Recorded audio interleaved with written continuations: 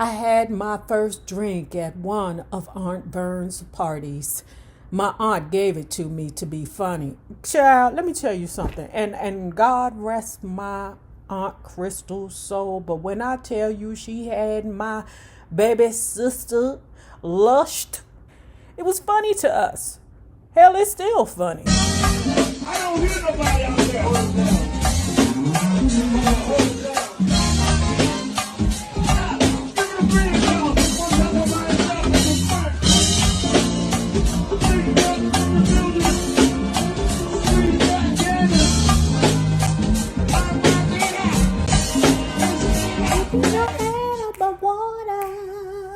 Making our way when you can. Temporary layoffs, good times, even credit rip-offs, good times. Stretching and surviving, good times. Hanging in the jail, yeah, good times. Ain't we lucky we got 'em? Boom, boom, boom, boom, boom. Good times. It didn't take long for me, Coley, and Buzzy. Those are his uncles, but they're around his same age. It didn't take long for me, Coley, and Buzzy to get the run of our block, at least among the kids who were around the same age as us. And if anyone wanted to test us, the Buzzy Surprise was a good way of keeping them in check. Yo, man, come here for a minute. You want the Buzzy Surprise? The what? The Buzzy Surprise. Everyone's getting one. When the unsuspecting kid would say yes, Buzz would reach back and punch him dead in the eye. The kid would almost always fall backwards, and by the time he got up to see who hit him, we would be 3 blocks away and around the corner, laughing, already recapping how Buzz's fist looked smashed against the kid's face. My uncles and I definitely thought we were slick. But we weren't that slick because sometimes we would end up on Alexander Street. Alexander Street was where the Yonkers City Jail was. Yonkers is the only city in the state besides New York to have its own city jail. They probably made the mother just for you, Earl. When you're arrested, you have to stay there until your arraignment in front of a judge. And your case is either thrown out, you're released on bail, or you're sent to Valhalla, the prison that serves all of Westchester County to await trial. Across the street from the city jail is the youth division.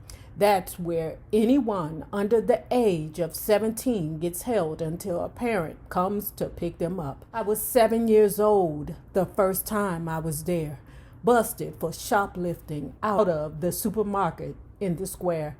I thought I was the man at the time, but now I can imagine how obvious I must have looked with a whole box of Entenmann's pies stuffed down my shirt.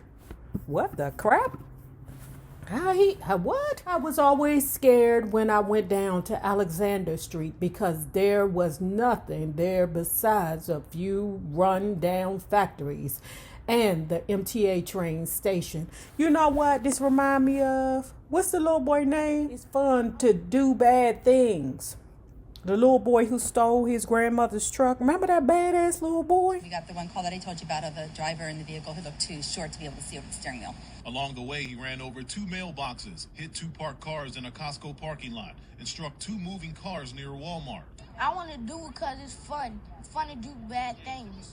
To drive into a car. So did you know that you could perhaps kill somebody? Yes, but I wanted to do hood rat stuff with my friends. I want to whip his behind. That's what I want to do right now. If I thought they wouldn't take me to jail, I'd whip his behind right now. You don't think you should be punished for all of this? Just a little bit, no video games for a whole weekend. And one unusual story for police. Are you sorry? You understand that now your grandma's going to have to pay to have those cars fixed because you hit those cars. Can my mom help her? A few of the cops that dealt with the kids did have good hearts, but they would try to scare you first. You want me to bring you across the street? Huh? You want to go see the big boys? Well, keep doing what you're doing then. I'm telling you, those men will F you up in your... Later, they would get more real. What are you doing, Earl? You seem like a good kid. You want to do this shiz for the rest of your life? I came home from Andress. I tried to stay at my grandmother's house as much as I could because at home things had gotten worse. He was in his feelings because his mother had given away all his toys. Okay. She like, well, nigga, I don't know, but I was in jail for a little bit. You didn't think I was going to come back ever? First, it was for a weekend. My mother sent me to my room all day, Saturday and Sunday. Then my punishment was extended to a week, and that was tougher. I could only leave my room to eat and go to the bathroom. No TV, no playing with Bonita, no nothing. You didn't learn yet, huh? She would ask me, frustrated that I was still doing everything that she told me was wrong or bad. I was so bored. I remember spending whole afternoons just sitting on the floor studying the cracks in the wall. After a while, the length of my groundings didn't make any difference to me. Andress had introduced me to this kind of isolation, and I was getting better at creating my own world. Occasionally, when Uncle Pinky was over, he would pop his head into my room and ask if I needed anything. I became good at shutting everyone out, and everybody else in the apartment did the same. Anyone who came over to School Street during those years shouldn't have been surprised to find me in my room on punishment. Bonita and Shayla in their room minding their business, and my mother in her room resting for her night job. All four of us would have our doors closed. There was one time when we did get to go out, though. That was when we'd go to Aunt Vern's place across town on Cedar Place. My mom, being a Jehovah's Witness, rarely celebrated Christmas, New Year's, or any of our birthdays, so most of the time we would go over to Aunt Vern's house to put up a tree or exchange presents. Aunt Vern was a gangster. Broad-shouldered, almost 6 feet tall, Vern was one of those whip-a-bitch-ass type of girls. She wasn't crazy with it, but if you brought any bullshit to her, she would put you down. Everybody knew Laverne. Sound like a dagger to me. Many weekends, I would wake up in her house smelling breakfast, cooking. Music would be playing, and Vern always had the parties. The adult type of parties where there was always lots of drinking and smoking going down. See, my aunt was a lesbian, and as far back as I can remember, she always had girlfriends, and all of her girlfriends had girlfriends. So I grew up thinking lesbian shiz was normal. Between all of them, my sisters and my mother, I was like the only ninja at those parties, although once I got used to being around a lot of older women, I did kind of enjoy it. I had my first drink at one of Aunt Vern's parties. My aunt gave it to me to be funny. Child, let me tell you something, and God rest my Aunt Crystal's soul, but when I tell you she had my baby sister lushed, it was funny to us. Hell, it's still funny. My mom just sat there like, Vern, you crazy. And everybody laughed at how I reacted to my first taste of poison. Look at him wobbling. I wish I could have turned around to everybody and told them how they were probably effing my whole life up, turning me into a drunk at 7 years old.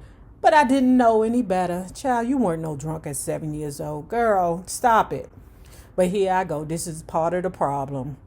Culturally, matter of fact, it ain't got shit to do with culture. You know how many times I've seen pictures from the 70s with the white people giving their babies a sip of beer? That's just, maybe that's just what happened with us Gen Xers. I don't know. Gen Xers, we different. We built different, y'all. After I left Andress, it was decided that I go to a progressive school on the rich side of town. That was not a good idea.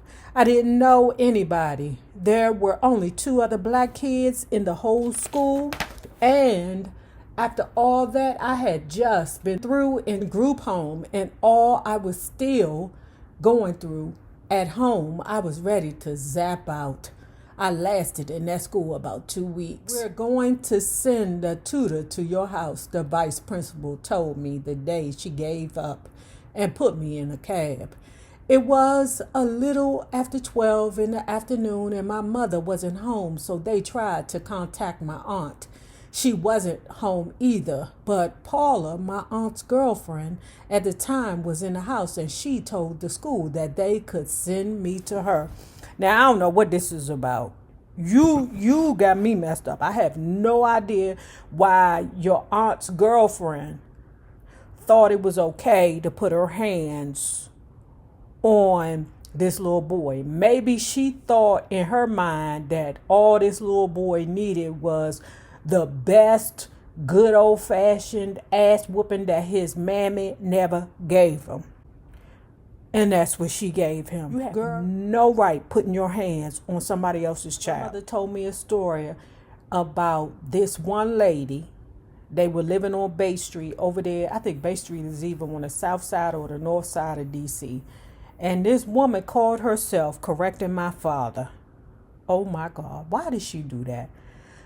When my father came in the house, told my grandmother while she was ironing that this lady hit him, my grandmother took the iron back to the lady. Is this the lady that put her hands on you, son?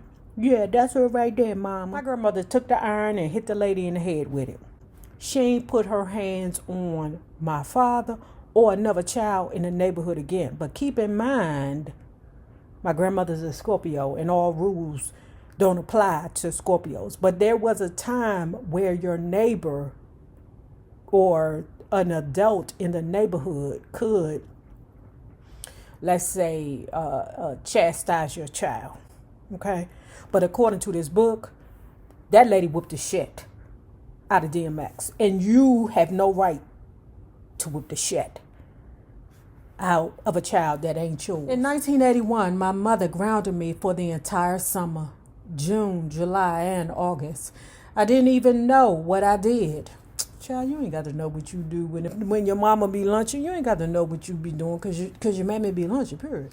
That was the most frustrating part. I mean, I could be locked up in the room by myself. I didn't care what things you took out of it or how long it was for. But to be forced to be punished without knowing the reason why, when what the baby gonna do, DMX? Okay, you know goddamn well if you ain't do something today, you did something yesterday that you ain't get caught for. Stop it. Sometimes I was guilty. I knew that. But other times I didn't do whatever it was she was accusing me of. And my mother just didn't want to believe me. That's what happens, baby. When you out of pocket, that's just what be happening. My little sister Shayla was about 5 when she started waking up to the sounds of my mother going crazy. When I started getting old enough to outrun her and the groundings wasn't working, my mother decided to beat me while I was sleeping. In the middle of the night while I was still in bed, she just pulled my covers up from the bottom, sit on my back, and just wear my behind out. This again is where I'm saying to DMX, I'm like, bruh, ain't nothing special about you. You know how many of us kids get the ambush? That's called the ambush. Pause. Okay? How many of us got the ass whooping to sleep? You know, like my mom used to work at night. Sometimes she did, sometimes she didn't, child. And Lord forbid if I left a fork in the sink. I already told y'all that I know so many people who mothers was just angry at the world and they took it out on their children. But child, I remember one time I left a fork in the sink. I'm in bed, sleep for the first time on time. Child, oh my God, my mother came in that joint and wear my ass out. Didn't I tell you to do the dishes? But mama, the dishes is dumb. Come to find out, my sister ate some oodles and noodles and washed everything but the fucking fork.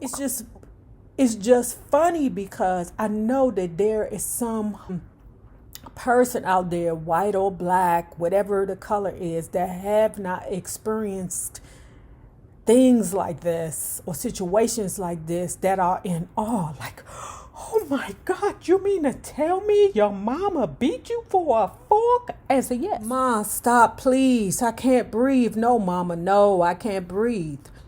Well, when I get finished whipping your behind, then I'll take you to the emergency room for your asthma. And that's exactly what she did. After she was done, she'd call a cab, tell Bonita to look after Shayla, and we go to the hospital so they could put me on breathing machines. I don't remember the doctors ever asking what brought on the attack. The next time she hits me, ... Things got so bad that I began to contemplate my mother's murder. My favorite go-go song. Taking a ride on the east side, made a left on MLK. What a beautiful day, what a beautiful day. Riding high on the west side, looking for a hood rat to play. Won't you come out and play? Won't you come out and play? Hey, taking a ride. Hey, hey, on the south side. Ooh, ooh. Hey, hey, hey. We like that good. Say what?